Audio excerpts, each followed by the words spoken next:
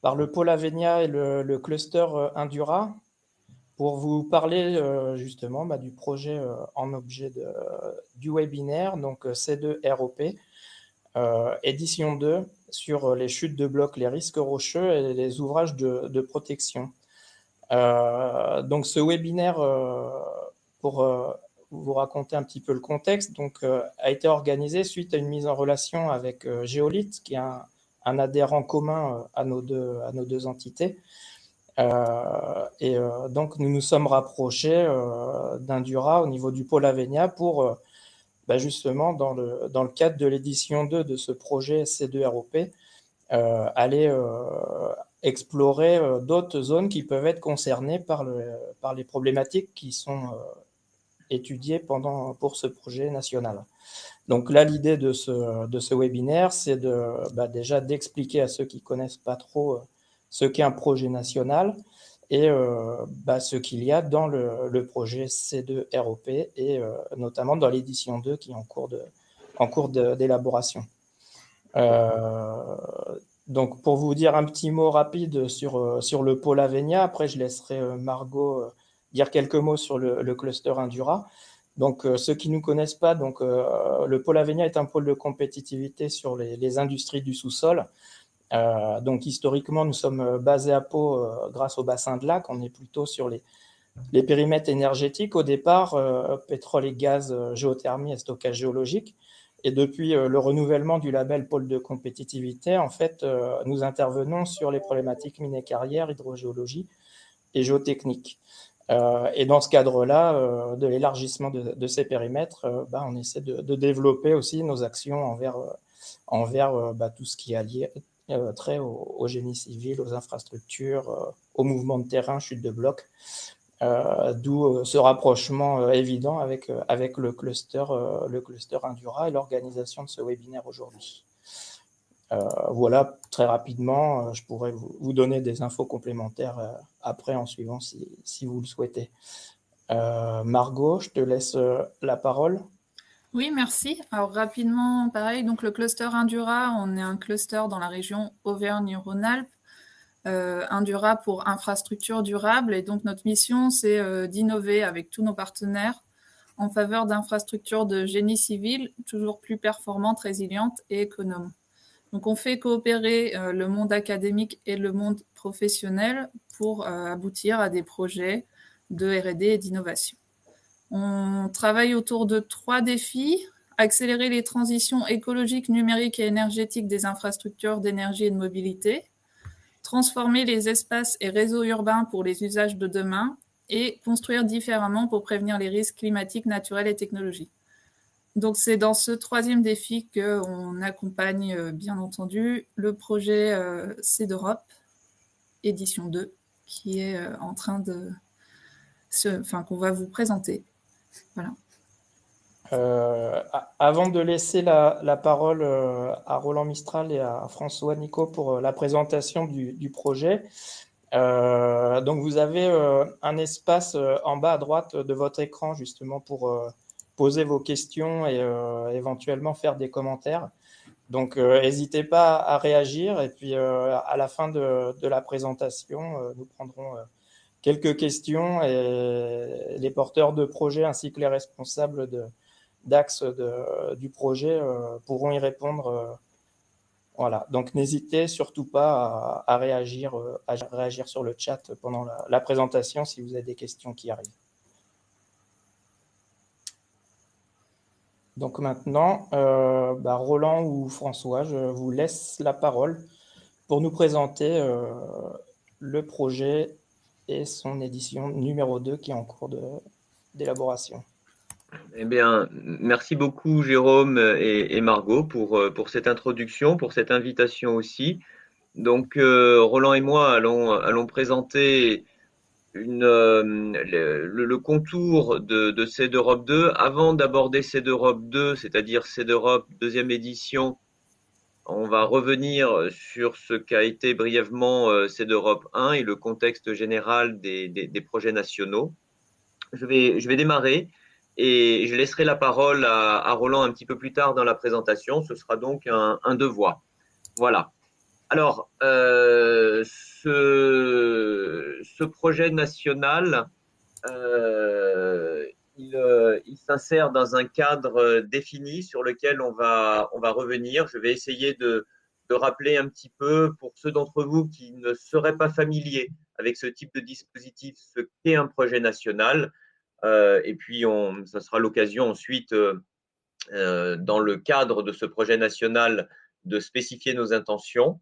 On essaiera de vous convaincre, preuve à l'appui de notre capacité à produire. Et puis enfin, eh bien, on abordera CEDEUROPE 2, le nouveau projet, qui, on l'espère, devrait démarrer dans les tout prochains jours. On abordera son contenu scientifique, ce qu'il y a de nouveau, ce qu'il y a d'original par rapport à ce qu'a été CEDEUROPE 1. Et puis, on discutera aussi un petit peu avec vous les aspects organisationnels, le partenariat, le budget, la gouvernance, les prochains rendez-vous attendus. Voilà le contenu de notre présentation. Alors, projet national. Qu'est-ce qu'un projet national? Eh bien, on a demandé à nos collègues de l'IREX de nous transmettre les slides, on va dire, réglementaire de présentation de ce qu'est un projet national. C'est donc un cadre tout à fait général qui ne concerne absolument pas seulement CEDEUROPE, mais l'ensemble des projets nationaux qui sont montés. C'est avant tout un regroupement d'intervenants dans une filière donnée de manière à développer des connaissances scientifiques, à même de pouvoir produire de l'innovation et lever des verrous identifiés. Et puis, dans ce regroupement, il y a une vocation d'animation et de coordination de projets scientifiques afférents. Donc, ça peut être des projets ANR, des projets régionaux, des projets liés à des thèses CIFRE via la NRT, etc. Bien évidemment, dans le cadre de ce type de projet, la notion de R&D est fondamentale et le transfert de la R&D vers l'innovation est quelque chose d'essentiel. Je pense qu'on aura souvent l'occasion d'y revenir au cours de la présentation et j'espère au cours des discussions qui suivront. Il peut également s'agir de faire monter en compétences un certain nombre de personnels au sein du regroupement, que ce soit par exemple des experts académiques qui pourraient ensuite œuvrer dans des instances normatives européennes, voire internationales. Et puis, il peut s'agir également de déployer des sites démonstrateurs sur chantier réel.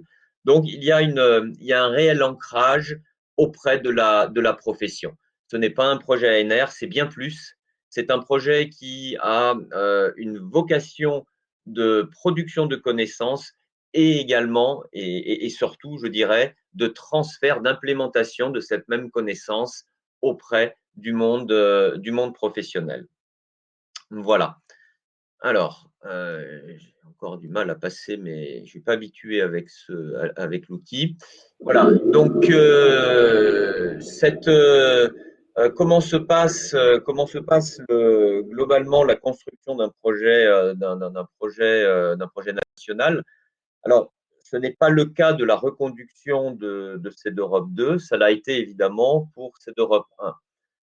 Tout d'abord, il s'agit de produire une note d'opportunité puis de constituer un comité de montage associant académiques et professionnels qui permet de bien fixer l'état de l'art et de mener une étude de faisabilité. Cette étude de faisabilité est présentée au CODOR, le comité d'orientation stratégique du réseau ministériel, qui va, le cas échéant, permettre la constitution d'un comité de pilotage du futur projet national si celui-ci est validé.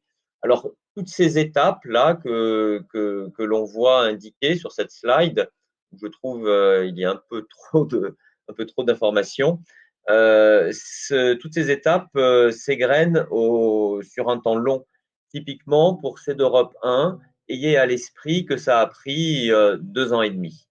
un peu plus de 2 ans et demi. Donc, c'est un processus qui est long, qui est très long, qui exige beaucoup d'allers-retours au sein même du groupement, mais également avec le ministère. Hein. C'est un processus voilà, c'est un processus qui s'inscrit dans le temps long. Voilà. Très ergonomique. Comment se gère le budget d'un projet national? Alors, il y a les temps anciens et puis les temps modernes. À la naissance de CEDEUROP, c'est-à-dire au moment où nous avons commencé à constituer le projet national, ces projets nationaux bénéficiaient d'une aide substantielle de l'État qui aujourd'hui n'existe plus.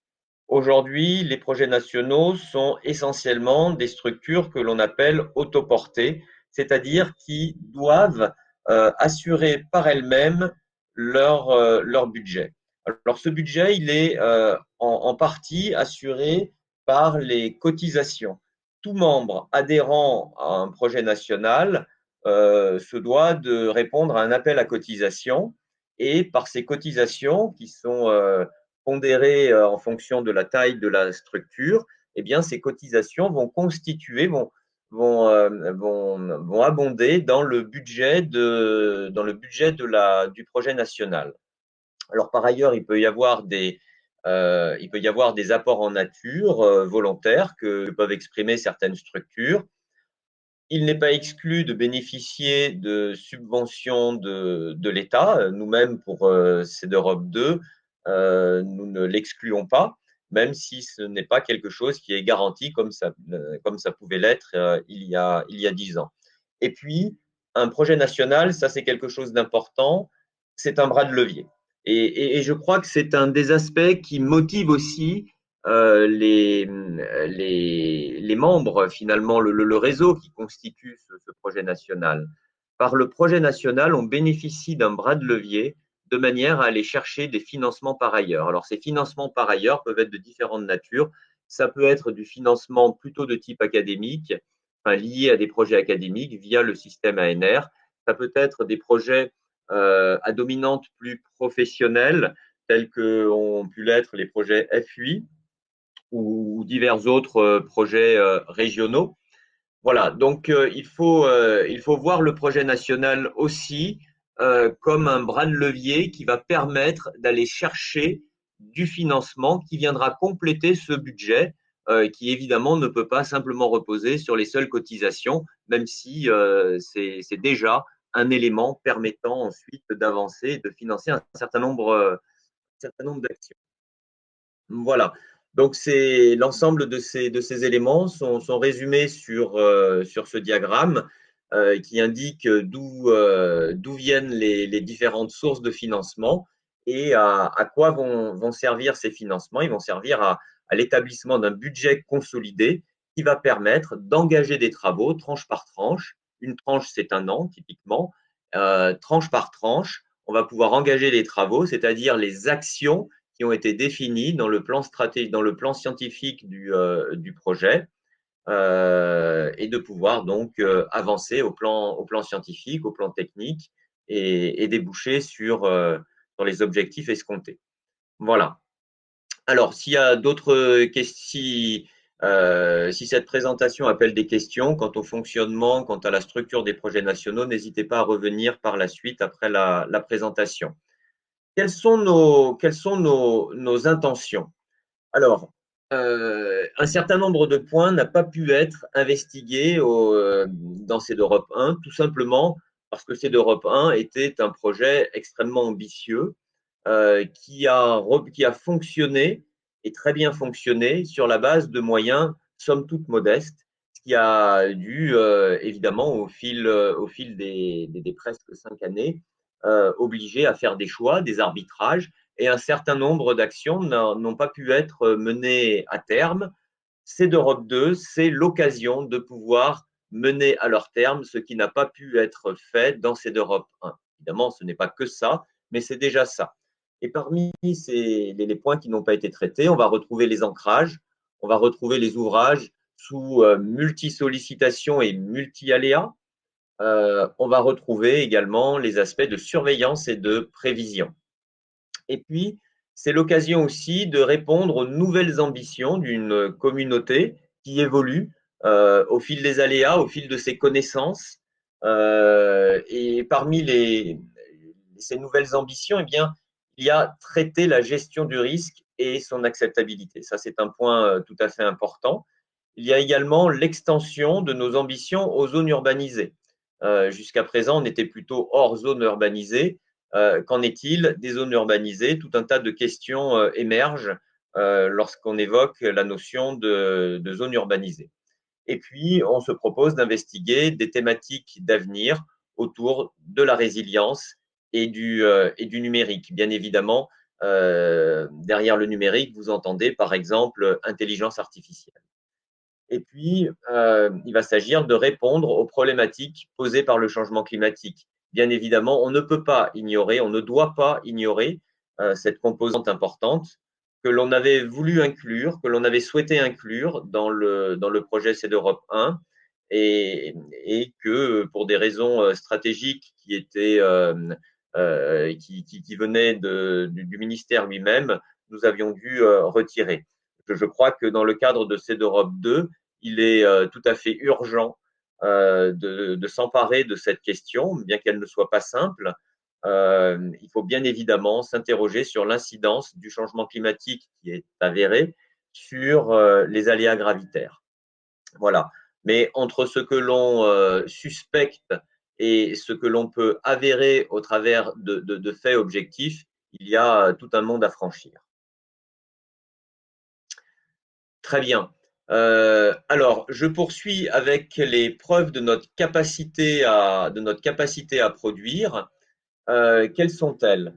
Alors, au niveau de CEDEUROPE 1, on a produit, et ça on le met vraiment tout en avant parce que c'est quelque chose qui nous semble essentiel, 10 guides et recommandations. Ces guides et recommandations compilent les 4 années, les 5 années de travail qu'ont pu mener les équipes. Et ces guides et recommandations peuvent être transmis aux professionnels, aux maîtres d'œuvre, aux maîtres d'ouvrage, de manière à pouvoir avancer dans leur profession. En plus de je dirais, de ce bagage technique, de ce bagage réglementaire, on va trouver les articles, les conférences académiques, parce qu'un projet national, même s'il y a une ouverture manifeste vers l'innovation, eh bien, il doit reposer sur une solide base académique et les travaux qui ont été menés dans le cadre de CEDEUROPE 1 ont fait l'objet de publications au meilleur niveau dans des articles internationaux et également dans des conférences internationales. Puisqu'on parle de conférences internationales, c'est l'occasion de mentionner le fait qu'on a adossé au projet national CEDEUROPE la conférence, le symposium international Rock Slope Stability, RSS, qui s'est déroulé en 2016, puis en 2018 et en 2021, et qui a été organisé par notamment en lien avec le projet national. Donc cette conférence a permis de rassembler à chaque fois pratiquement 200 participants venant de divers pays autour de la planète et constitue un réel forum pour promouvoir les travaux qui sont menés dans le cadre du projet national. CEDEUROPE 1, c'est un budget d'environ 5 millions d'euros et à peu près 50 partenaires, ce qui donne une idée de la surface du projet. C'est un ensemble de projets collaboratifs développés autour de CEDEUROPE et si on agrège, si on tient compte de ces projets autour de CEDEUROPE, eh bien, on arrive à un budget de l'ordre de 12 millions d'euros, ce qui permet de mesurer l'effet bras de levier généré par ce type d'instrument. Et puis, enfin, la mise en place et l'animation d'une communauté, une communauté filière extrêmement active. C'est un réseau. Plus qu'un projet, c'est un réseau qui est structuré, c'est un réseau de partenaires qui ont besoin d'interagir, qui ont besoin de partager des savoir-faire, des questionnements également, de manière à pouvoir promouvoir le savoir-faire français au meilleur niveau international. Alors, au niveau si je parcours très rapidement les guides et recommandations, les fameux 10 guides et recommandations que j'ai évoqués précédemment, ils se structurent autour des trois axes principaux de ce que fut CEDEROP 1, l'axe aléa, l'axe parade et l'axe risque. Et vous trouvez ici l'intitulé de chacun de ces guides et recommandations avec leur date de parution. Donc, comme vous pouvez le constater, eh bien, tous les axes ont permis de déboucher sur sur ce type de produit extrêmement démonstratif et qui prouve vraiment la capacité de produire et de conclure au sein de ce consortium. Au niveau des articles scientifiques, si je veux être un petit peu plus précis, il y a 11 articles qui ont été publiés. 13 communications ont été données dans des conférences nationales ou internationales. Voilà. Et les travaux de CEDEROP 1 ont reposé sur 5 thèses, ce qui n'est pas rien. Hein. 5 thèses qui toutes ont été soutenues brillamment et qui évidemment ont participé à la production des 11 articles que j'évoquais. J'ai déjà parlé de RSS. Ici, c'est RSS 2021. Alors, un focus quand même sur RSS 2021 qui a été organisé dans des conditions, comme vous l'imaginez, très difficiles, très compliquées, avec beaucoup d'incertitudes sur la capacité à pouvoir organiser, à pouvoir tenir cet événement et surtout à être en capacité d'attirer en présentiel du monde. Cet événement finalement a été organisé sous un format un petit peu plus court, sur un jour et demi, sous format mixte, présentiel et digital, et ça a été un réel succès. Un succès qui a dépassé nos ambitions, qui a dépassé la réussite des sessions, des éditions antérieures qui, elles, n'avaient pas été affectées par la crise du Covid, ce qui montre finalement ce qui démontre la vitalité de cette communauté et ce qui démontre à quel point cette communauté est prête pour s'engager dans une deuxième édition.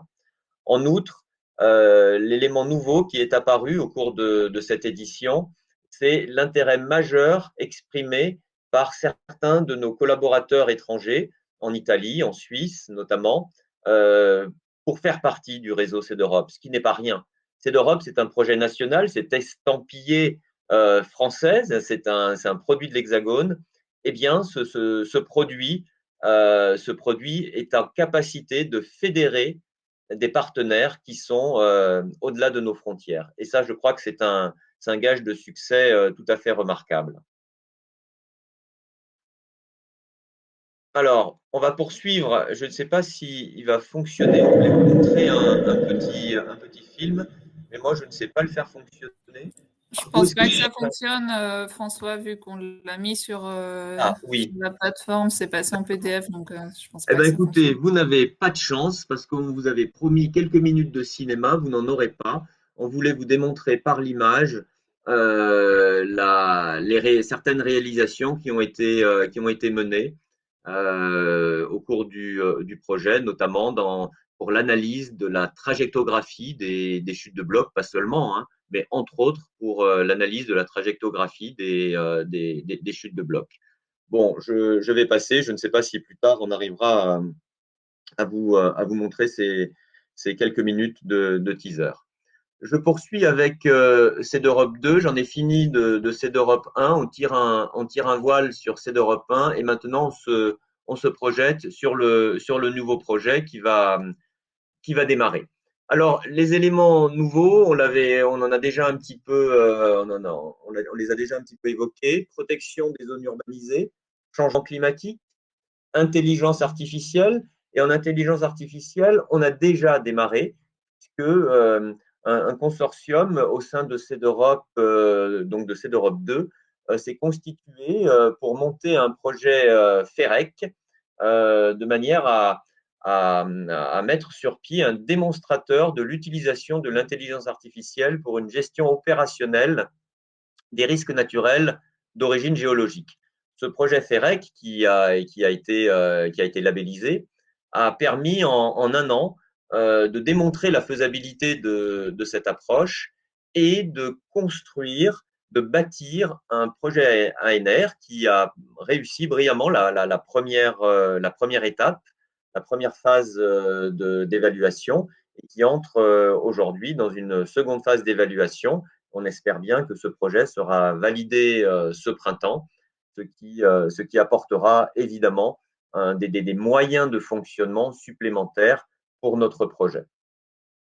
Dans les éléments nouveaux, il y a la prise en compte de phénomènes complémentaires, avalanches, coulées de boue, glissements de terrain. Ce sont des aspects dont on ne parlait pas dans CEDEROP 1. Or, ce qui est clair, c'est qu'aujourd'hui, lorsqu'il s'agit de protéger un axe, lorsqu'il s'agit de protéger un site, la question n'est pas de savoir si on doit, si on doit simplement s'intéresser à des chutes de blocs, à des coulées de boue, à des glissements de terrain, à des avalanches. Il faut protéger. Et quand il s'agit de protéger en zone de montagne, on peut être exposé à différents aléas. Il faut donc être en capacité de pouvoir traiter plusieurs aléas. Il faut être en capacité de produire des ouvrages de protection qui sachent résister, qui sachent répondre à des sollicitations diverses engendrées par des aléas divers. Et c'est à cet objectif-là qu'on va essayer de répondre dans le cadre de CEDEROP 2. On va également s'intéresser aux ancrages et on va adjoindre un quatrième axe dans le cadre de CEDEROP 2, un axe sur la surveillance. Alors, les 4 axes que vous voyez apparaître ici reprennent pour les 3 premiers ceux de CEDEROP 1, les aléas dans un contexte de changement climatique, le risque, l'acceptabilité et la gestion de crise, les ouvrages de protection. Même s'ils sont un peu renommés, ce sont ces axes-là qui avaient constitué la charnière de la colonne vertébrale de CEDEROP 1. On rajoute un quatrième axe qui est celui de la surveillance. Alors, ce que je vous propose maintenant, c'est de balayer plus en détail le contenu de ces divers axes. Je ne vais pas tout détailler, je vais surtout vous expliquer comment vous pouvez lire diapo après diapo, comment vous pouvez obtenir l'information et quelle information vous pouvez retirer de ces diapos. Ensuite, nos responsables d'axe qui sont avec nous cet après-midi pourront répondre à toutes les questions techniques que vous pourriez vous poser quant à la définition précise des actions qu'on va mener. Alors, tout d'abord, aléa dans un contexte de changement climatique. Voilà comment le tableau est constitué. On a tout d'abord à gauche les objectifs métiers, c'est-à-dire finalement, ce sont les tâches. Ces objectifs métiers, ce sont les tâches que l'on va mener, les actions que l'on va mener au cours de CEDEROP 2. Chacune de ces actions, vous voyez, fait l'objet d'une évaluation TRL entre 1 et 9. Donc, plus on est proche à petit TRL, plus on est fondamental, et à haute valeur de TRL, eh bien, on est de plus en plus proche de l'innovation, de l'application, du métier. Et puis, vous avez également un indice qui est intéressant, c'est le positionnement vis-à-vis de CEDEROP 1. Est-ce qu'on est dans la continuité ou est-ce qu'on est dans la rupture? C'est-à-dire, est-ce qu'il s'agit vraiment d'une nouveauté?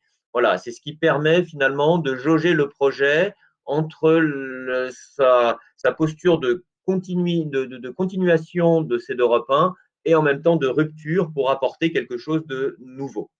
Voilà. Donc, je vais juste lire les objectifs métiers et par vous-même, je vous laisse lire les autres informations. Donc, il y aura réponse chute de blocs, lave torrentielle et glissement de terrain au changement climatique. Il y aura les études trajectographiques et il y aura la propagation des éboulements rocheux. Voilà. Toujours dans les aléas, dans l'axe aléas, on aura quantification et qualification de l'aléa résultant. On aura la cartographie de l'aléa pour le recul de tête de falaise en contexte classique. Et on aura la mise en place d'un observatoire du risque rocheux. Voilà. Maintenant, sur l'axe risque, acceptabilité et gestion de crise, il sera question d'évaluation des vulnérabilités sur les zones bâties, d'évaluation économique des coûts indirects d'un événement, et enfin modélisation quantitative du risque rocheux avec prise en compte des changements sociaux environnementaux. Il y aura également, toujours dans cet axe, la prise en compte du couvert forestier, l'animation d'un réseau maître d'ouvrage gestionnaire dans la continuité de ce que l'on a mis en place dans CEDEROP 1 et qui s'est avéré quelque chose de tout à fait fructueux. Donc, bien évidemment, ce sera poursuivi, c'est quelque chose d'essentiel.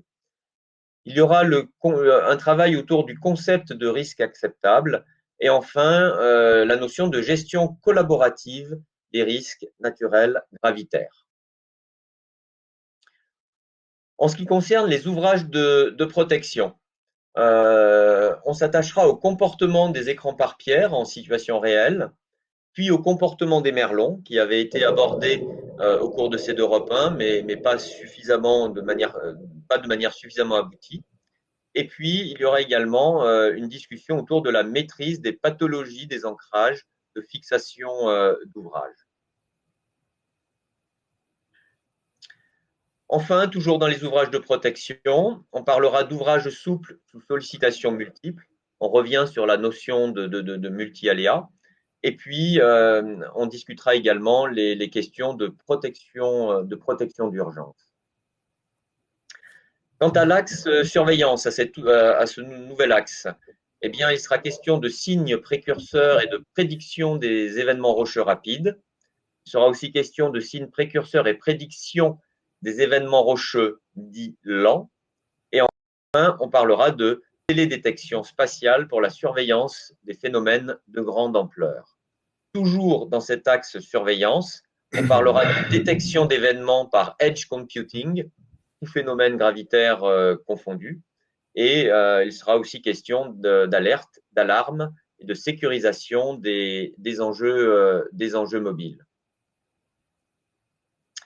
On ajoutera également dans cet axe surveillance la surveillance des ouvrages de protection et également les solutions agiles de surveillance des risques naturels gravitaires. Donc voilà un petit peu l'ossature à ce stade aujourd'hui, l'ossature scientifique et technique de notre projet. J'ai juste listé la dénomination de nos objectifs métiers, de nos actions, de nos tâches. Si vous voulez plus d'informations autour de ces tâches, c'est-à-dire quels en seront les acteurs, quelles en seront les déclinaisons techniques précises, n'hésitez pas à poser toutes les questions et ce sont nos responsables d'axe qui prendront la parole. On va poursuivre avec le partenariat et à ce stade, je vais laisser la parole à Roland, à notre président, pour poursuivre la présentation. Roland, si tu veux bien. Merci François. Bonjour à toutes et à tous. Cette première diapositive, on l'a intitulée Partenariat pressenti. Donc c'est la liste de tous les partenaires qui ont contribué au montage de CEDEROP 2. Beaucoup sont issus de CEDEROP 1. C'est loin d'être exhaustif, parce que ça a été dit en introduction, mais ce que l'on souhaite, c'est élargir le plus possible la communauté qui contribuera aux avancées donc, de CEDEROP, notamment du domaine du risque rocheux, au travers de CEDEROP 2. À noter également dans ce tableau, donc on a mis 2 noms pour l'instant, hein, Géobrug et Polytechnico-Turin, donc François en a parlé. C'est-à-dire que l'on souhaite s'ouvrir aux partenaires européens. On n'a pas eu beaucoup d'efforts à faire, hein, ils nous ont rejoints d'eux-mêmes. Il faut savoir que sur les 5 années de CEDEROP, hein, je dirais la recherche en France dans ce domaine des risques rocheux était plutôt... On n'était pas un pays très, très innovant, on était un tout petit peu à la traîne il y a encore quelques années. Aujourd'hui, hein, je pense à des gens comme Géobrug, reconnaissent que la France est est maintenant en avance, hein, notamment certaines thèses ont fait progresser l'innovation. Je pense au modèle numérique, hein, de simulation du fonctionnement des écrans souples, notamment, par exemple, où la France est maintenant vraiment à la pointe du progrès. C'est reconnu par nos partenaires et ils souhaitent nous rejoindre, hein, pour travailler en commun avec nous sur ces sujets-là. On a des Italiens, Suisses, les Espagnols seront aussi intéressés. François pourrait citer d'autres noms, je pense. Voilà, on pense avoir beaucoup de partenaires européens. Autre originalité, je vais peut-être changer de diapo. Autre originalité du projet CEDEROP 2 et de sa communauté, c'est la présence forte de maîtres d'ouvrage publics, notamment, hein, des départements, des métropoles, des gestionnaires d'infrastructures, hein, les DIR, certaines sociétés autoroutières nous ont rejoints également. Bon, vous constaterez sinon qu'on retrouve, hein, tous les organismes de recherche, la sphère académique est très bien représentée, les industriels également, ainsi que le monde de l'ingénierie et des bureaux d'études. Mais ça, c'est plus classique dans un projet. Encore une fois, l'originalité, et ça a été quand même très, très important et apprécié notamment par les professionnels, c'est la présence des maîtres d'ouvrage. Alors, pour l'instant, je ne vous cache pas que les maîtres d'ouvrage qui sont présents sont des maîtres d'ouvrage plutôt alpins et qu'on aimerait bien avoir des maîtres d'ouvrage d'autres secteurs et notamment des Pyrénées. Voilà. Donc, nous sommes à la recherche. Alors, on a des contacts, hein, avec nos collègues des départements, notamment pyrénéens. On travaille avec eux, mais on souhaiterait, si possible, renforcer ce partenariat dans le cadre de CEDEROP 2. En termes de budget, quelques éléments.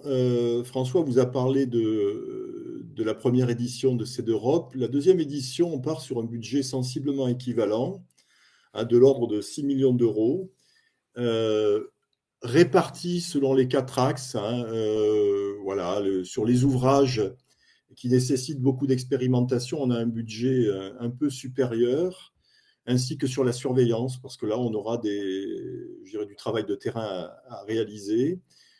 Pour les aléas et le volet risque, on tourne autour du million d'euros.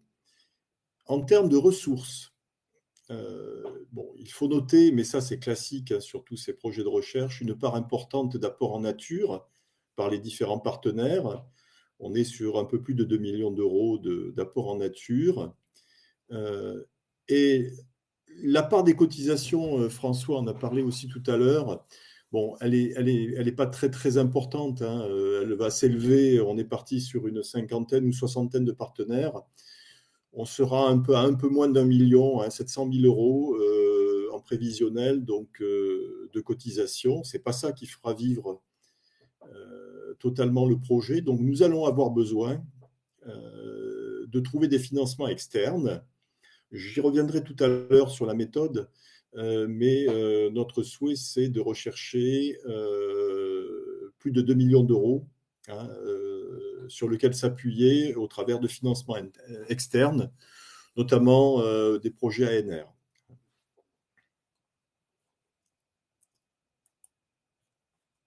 Quelques mots maintenant sur l'organisation et la gouvernance du projet. Pour ceux qui seraient intéressés à nous rejoindre.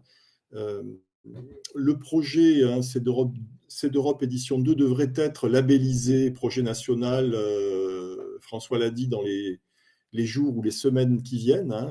On attend un retour, mais on sait d'ores et déjà qu'on sera labellisé. L'inconnu, c'est la date.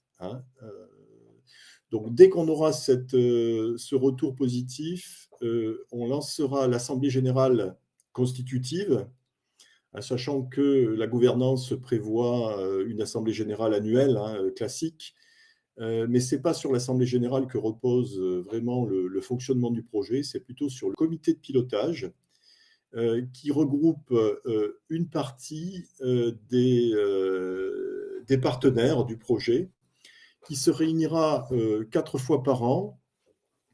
À ce propos, nous allons bien entendu, je pense aux gens qui sont loin, poursuivre. On a beaucoup d'expérience avec la crise que l'on a vécue. On va beaucoup poursuivre le format mixte présentiel, distanciel dans tous nos projets, dans toutes nos réunions, pour essayer de minimiser les déplacements qui sont très consommateurs de temps. Un bureau directeur de 7 membres a d'ores et déjà été constitué. Bon, il faudra qu'il soit bien sûr validé par l'Assemblée générale constitutive. Donc, il est constitué de 7 membres.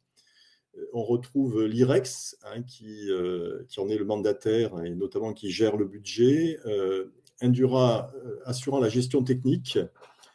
Et sinon, on retrouve un président, un directeur de projet, un directeur scientifique, technique et de valorisation. Donc, c'est un bureau directeur qui, lui, se réunit beaucoup plus souvent, une réunion tous les 15 jours. Actuellement, c'est à peu près ce que l'on a comme des réunions ensemble pour, selon les besoins, traiter dans l'urgence ou au fil de l'eau les différents problèmes qui se posent. C'est bien le comité de pilotage qui, par contre, donc les partenaires eux-mêmes, qui auront, qui définiront les orientations à donner au projet, les priorités à définir en termes d'action. Selon le budget, si on a des arbitrages à faire, c'est bien le comité de pilotage qui assurera les prises de décision. Le bureau directeur, bon, c'est l'exécutif. Il n'est là que pour proposer et appliquer les décisions du comité de pilotage. Dernier point important qui a très bien fonctionné dans CEDEROP première édition, c'est, on l'a appelé comité d'orientation, on aurait pu l'appeler conseil scientifique, enfin, ce que vous voulez. L'idée, c'est, au travers d'experts et de maîtres d'ouvrage, on a déjà contacté des élus qui sont très sensibilisés à ces problématiques de risques rocheux. L'idée, c'est annuellement, c'est de faire auditer un peu l'état d'avancement de notre projet pour s'assurer que les avancées et les orientations que l'on a données au projet correspondent bien aux besoins dans le domaine. Donc, on aura des avis d'experts et des avis de maîtres d'ouvrage. Alors, ce qui est important aussi en termes de fonctionnement, c'est le lien avec les ministères, notamment la DGPR ou la DIT dans ce domaine. Il est important, on ne désespère pas d'obtenir quand même quelques petites subventions de la part de ces ministères, même si l'argent de l'État est devenu très rare. Mais surtout, ce qu'on en attend de ces directions générales, c'est qu'elles donnent du temps aux directions scientifiques du ministère pour travailler sur CEDEROP 2. Je pense par exemple au RTM qui a rejoint le projet et sera très actif, la DGPR ayant acté le fait qu'elle donnerait du temps et donc de l'argent au RTM pour travailler sur CEDEROP édition 2. On sera bien sûr très proche de tout ce qui est syndicats et groupements professionnels dans le domaine, proche également des maîtres d'ouvrage, je l'ai dit, c'est assez fondamental, notamment adossé à CEDEROP première édition, c'est constitué un réseau métier de maîtres d'ouvrage qui est assez actif partenaires dans cette Europe, qui est très intéressant parce qu'il permet aux professionnels d'entendre les besoins des différents maîtres d'ouvrage. Il y a des petits maîtres d'ouvrage, il y a des gros maîtres d'ouvrage avec beaucoup de compétences. Les domaines sont très variés, des maîtres d'ouvrage d'infrastructure, des métropoles qui sont beaucoup plus sur la problématique des zones urbanisées. Et donc, ces besoins remontent au travers de ce réseau et sont venus nourrir, enrichir cette Europe de façon importante. Bon, moi-même, je suis issu des maîtres d'ouvrage. Il y a encore peu, j'étais directeur des infrastructures du département de la Savoie. Je l'ai dit aussi, la nouveauté, il faudra qu'on voit comment on les intègre dans la gouvernance du projet. Donc, c'est la volonté de faire rentrer dans le projet national des partenaires européens. Une dernière diapo sur les prochains rendez-vous. Donc, je l'ai dit, une labellisation qui est imminente, je l'espère. Ce qui est important, c'est que tous les partenaires pressentis qui ont participé au montage du projet se sont déjà un peu constitués en groupe de travail. Alors, ils attendent bien entendu de nouveaux partenaires. Ils sont demandeurs. Et là, pour ceux qui seraient intéressés par ce projet, n'hésitez surtout pas. La porte est grande ouverte. On vous attend. Il y a de la place, y compris pour enrichir les actions si vous avez des idées ou des besoins nouveaux qui n'auraient pas été identifiés dans la liste des actions que vous a présenté François tout à l'heure. Bon, notre volonté, c'est de démarrer donc très vite sur la quasi-totalité des actions qui vous ont été présentées. Alors, pas nécessairement en engageant beaucoup d'argent au départ. L'objectif, c'est plutôt au travers donc, des groupes de travail, d'identifier les priorités et d'essayer de mettre en place une recherche de financement complémentaire. Candidater à un projet ANR, ça ne se fait pas en 15 jours, il y a quand même un travail de fond. Donc la première année sera consacrée donc, au démarrage de toutes les actions avec cette volonté de rechercher des financements complémentaires au travers de projets connexes. Bon, on donnera, et c'est le dernier point, priorité aux actions qui seront jugées prioritaires. Bon, j'ai cité les directions générales et le réseau des maîtres d'ouvrage, mais c'est bien ça, priorité aux maîtres d'ouvrage. Donc, je l'ai dit tout à l'heure, aux besoins des maîtres d'ouvrage. Alors, ça ne veut pas dire qu'on délaissera le reste. Au contraire, en règle générale, les maîtres d'ouvrage étant d'ailleurs souvent très en phase avec les professionnels et le monde académique. Mais ce regard des gestionnaires d'infrastructures, des métropoles gestionnaires de zones bâties, etc., sera vraiment regardé de très près et priorisé. Voilà, j'en ai terminé. Je vais peut-être repasser la parole aux deux animateurs, Margot et Jérôme, pour gérer les questions. Ouais, merci beaucoup tous les deux pour la présentation de ce projet national. Pour l'instant, il n'y a pas beaucoup de questions sur le chat. Il y en avait une, mais tu y avais répondu dans la foulée. Ah si, voilà, ça commence à arriver. Donc moi, j'en avais une, notamment concernant l'ouverture à de nouveaux partenaires. De quelle manière on pourrait justement intégrer le consortium, déjà manifester son intérêt. Qu'est-ce qu'il faut faire pour intégrer le consortium, faire remonter des nouvelles idées et quelle personne ou quelle structure il faut contacter pour faire officiellement acte de candidature. François, on n'en a pas parlé ensemble. La porte d'entrée. La porte, elle est grande ouverte. Ouais.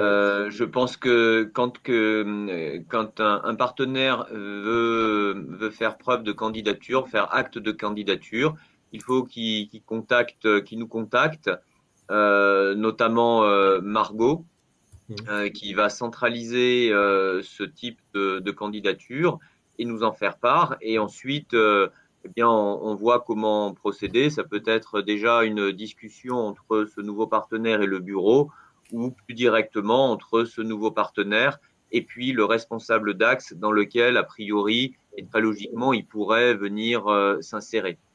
Voilà. Sachant que vous avez effectivement dans les slides qui vous ont été montrés sur les actions, vous avez les noms des responsables d'axes et d'actions, hein, qui sont listés. Ce que l'on fera peut-être, c'est envoyer à l'ensemble des participants les coordonnées mail des personnes à contacter à ce moment-là. Ouais, et puis Oui. dans la continuité de ma question, avant de passer à la suivante, Mhm. sur l'acceptabilité, c'est mince, je viens de la manger. On était sur qui contacter. Ah oui, voilà, ça y est, ça me revient. C'est à quel moment on peut rentrer? Est-ce que ça peut être une fois que le projet est déjà lancé ou Oui. est-ce que c'est, d'accord. Oui, on peut, bien sûr. Oui, oui, je l'ai pas dit. Il y a, hein, les contacts que l'on propose dans un premier temps, ils sont informels.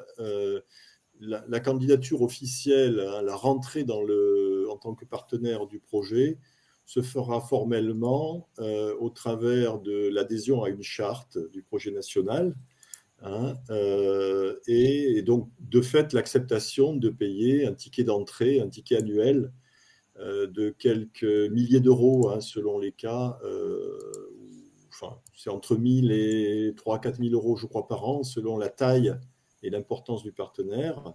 Hein, donc, formellement, l'adhésion se fera euh, au moment ou après l'Assemblée constitutive.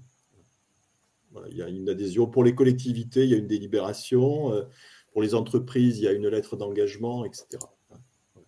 Mais ça n'empêche pas les discussions informelles. Les 50 partenaires que je vous ai listés tout à l'heure n'ont pas encore payé une quelconque cotisation puisque le projet n'a pas démarré, hein. On reste pour l'instant dans l'informel.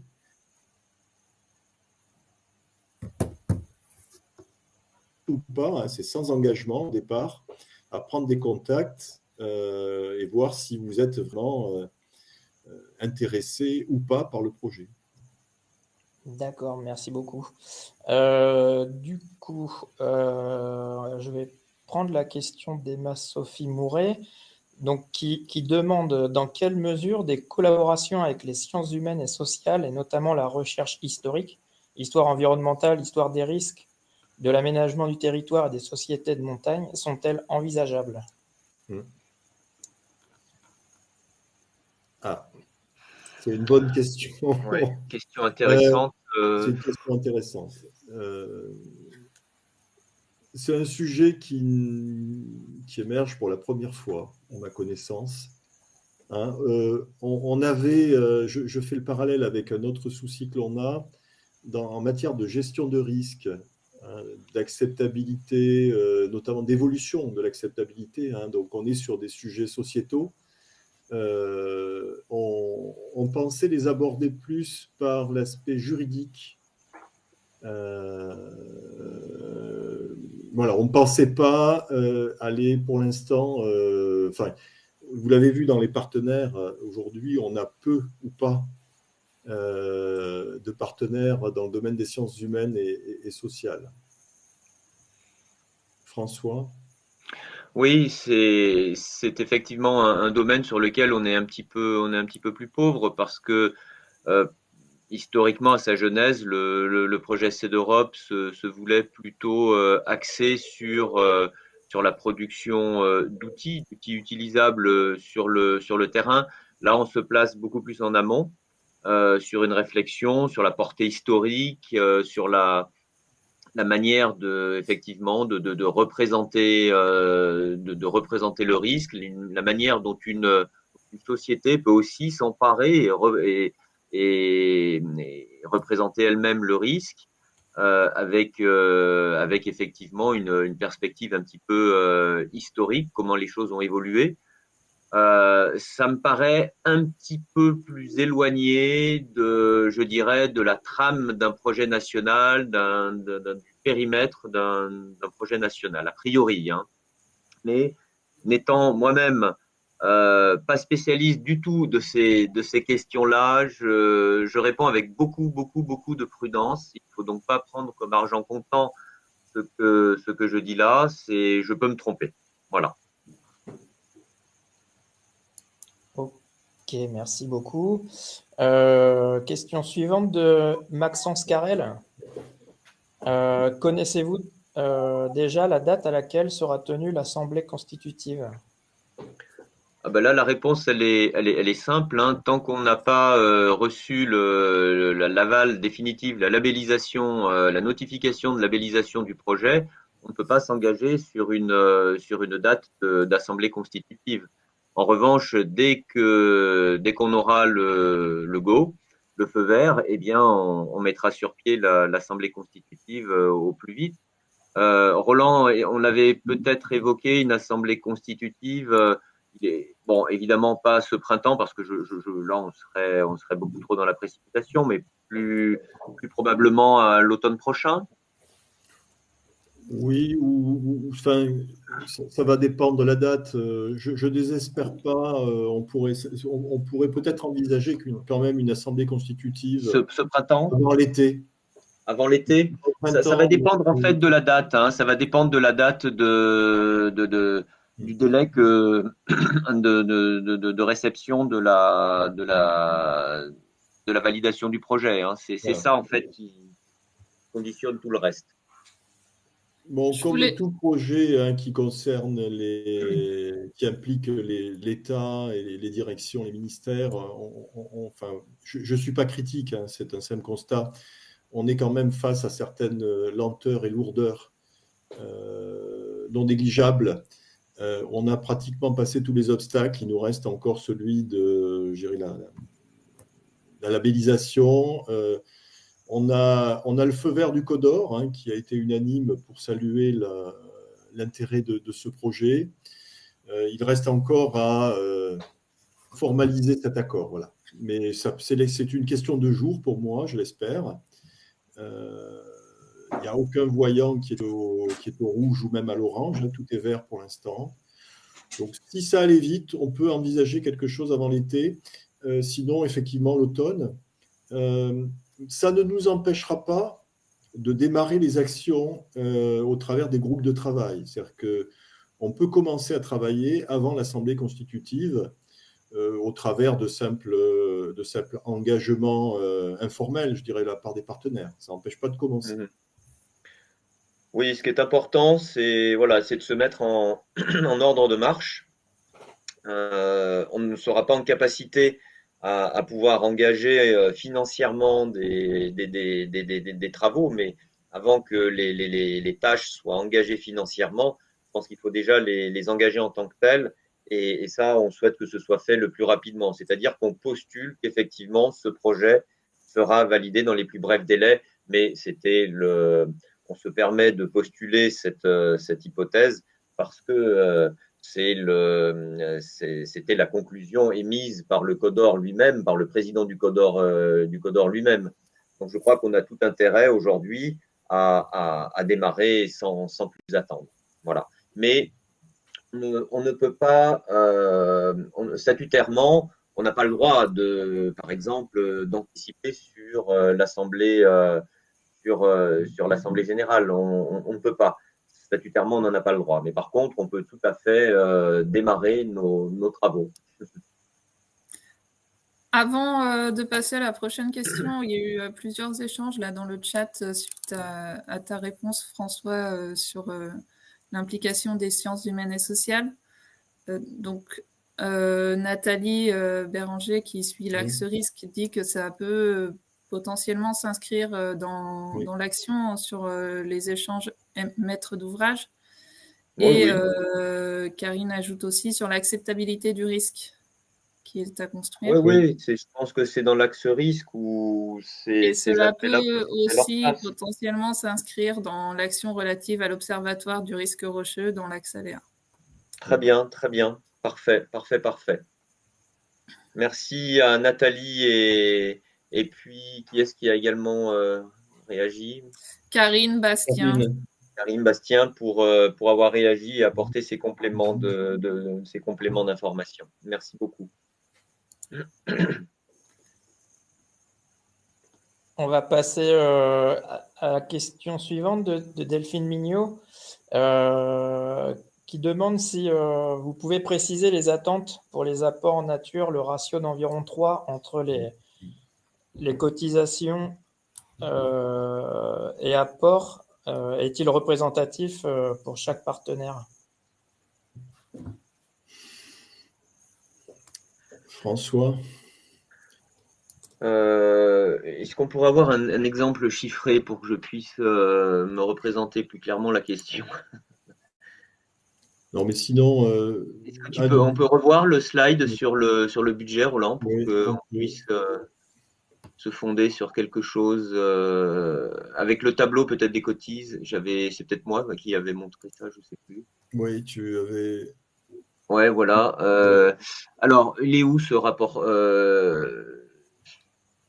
Bon, c'est entre, oui, c'était entre, je présume que c'était 700 000 de cotisation et 2 millions d'apport en nature, hein. C'est le rapport de 1 à 3, Oui, 1 à 4, c'est ça. Ce que l'on peut dire, c'est que l'affectation des budgets aux actions se fait en comité de pilotage. On a l'expérience de CEDEROP 1. Dans CEDEROP 1, on n'a pas été nécessairement, chaque action n'a pas reçu, en fonction de son coût réel, la même part de budget. On a tenu compte du type de dépenses. Il y a des dépenses qui ne peuvent être, lorsque par exemple il y a des expérimentations à mener qui nécessitent de payer un ticket d'entrée dans un site pour réaliser cette expérimentation. Je pense à Montagnol, par exemple, pour les essais de chute de blocs sur filet ou ce genre de choses. Il y a dans certains cas des coûts incompressibles que ne peuvent pas prendre en charge les partenaires. C'est pour ça que le domaine des ouvrages, on le dote dans le budget prévisionnel d'un peu plus de crédit parce que souvent, il y a des expériences assez lourdes. La surveillance, c'est pareil. S'il faut acheter pour les tester des capteurs pour voilà, équiper certains sites, il y aura des coûts. Voilà. Par contre, la matière grise, souvent, elle va se faire en apport en nature. Voilà. Je ne sais pas si on peut être plus précis. On est très loin des ratios qui étaient affichés dans les premières diapos, qui sont anciennes sur ce qu'est un projet national, où dans la grande époque des projets nationaux, les subventions de l'État couvraient 30% des dépenses. On n'en est plus là. ouais. Non, c'est difficile d'être plus précis parce qu'effectivement, dans un projet de l'ampleur de CEDEROP, on a des métiers, on a des contributions qui sont différentes, des natures de partenaires qui sont différentes. Et effectivement, il y a d'une part un coût de matière grise qui est investi par certains, enfin par les partenaires. Et puis il y a également de la contribution en tant que telle pour monter des expériences, pour mettre sur pied des dispositifs de mesure. Et donc, je dirais que le ratio de quasi 3 entre les cotisations et l'apport en nature, c'est un chiffre moyen qui se dégage, mais qui n'est ni une cible, ni peut-être, je dirais, un ratio incontournable. Il est évident que si la part de projets externes croît, eh bien, elle va permettre de diminuer également la partie apport, on peut l'imaginer. Donc, c'est quelque chose qui reste encore flexible et qui, en fait, est quand même très dépendant du contexte financier, de l'environnement financier du projet, de sa capacité à obtenir des subventions. C'est pas une fatalité ce ratio 3. Mais bon, il s'avère que effectivement, à partir sur la base des prévisions qu'on a, qui s'inspirent de ce que l'on a vécu dans cette Europe 1, on a quelque chose de cet ordre-là, oui, de 3. Je ne suis pas capable d'en dire plus à ce stade. Je ne sais pas si on répond à votre question ou peut-être avez-vous une déclinaison plus précise de la question et auquel cas on essaiera d'y répondre. Je ne sais pas si on a bien répondu.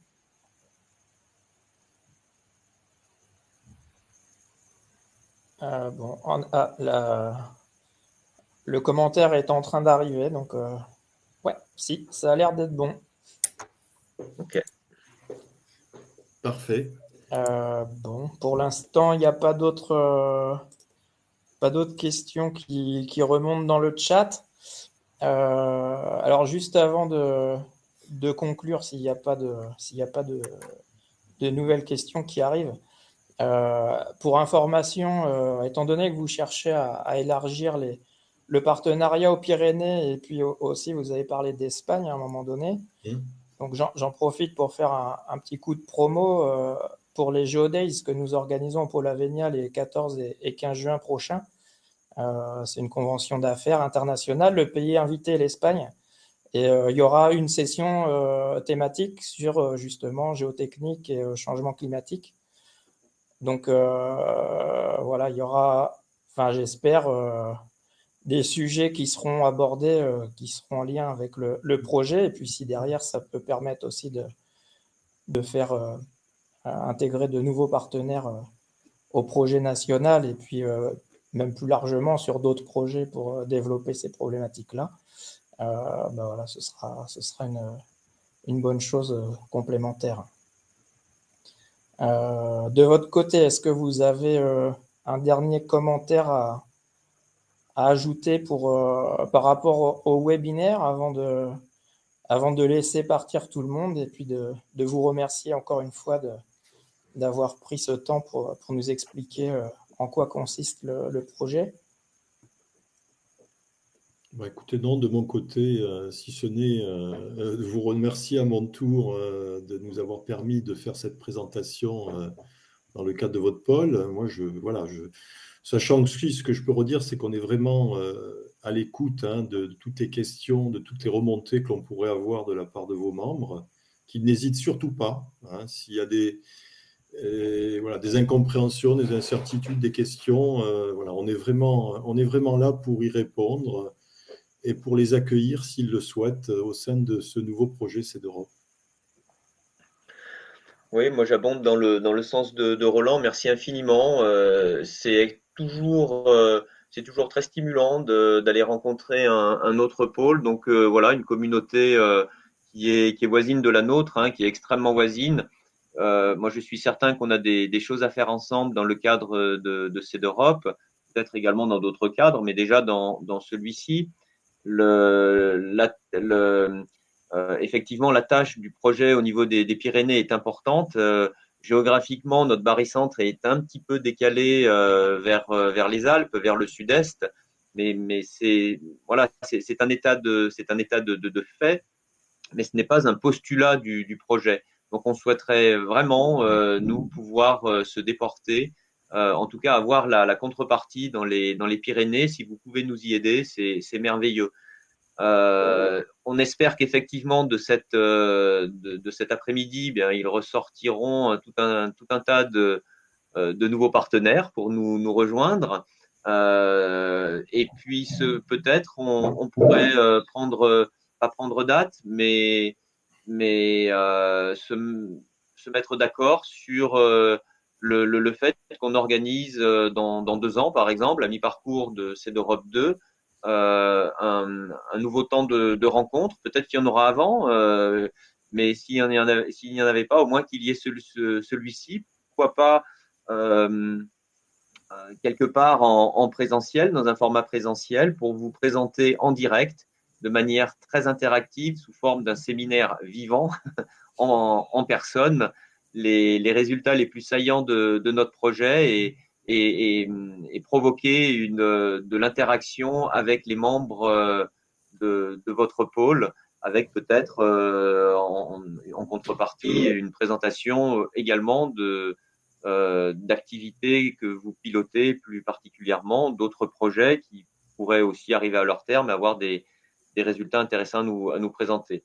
Voilà, pensez peut-être à réfléchir à horizon 2 ans à une animation conjointe que l'on pourrait tenir cette fois-ci en personne, en un lieu qui restera à définir, mais pourquoi pas vers chez vous, pour marquer effectivement définitivement notre volonté à vouloir quitter le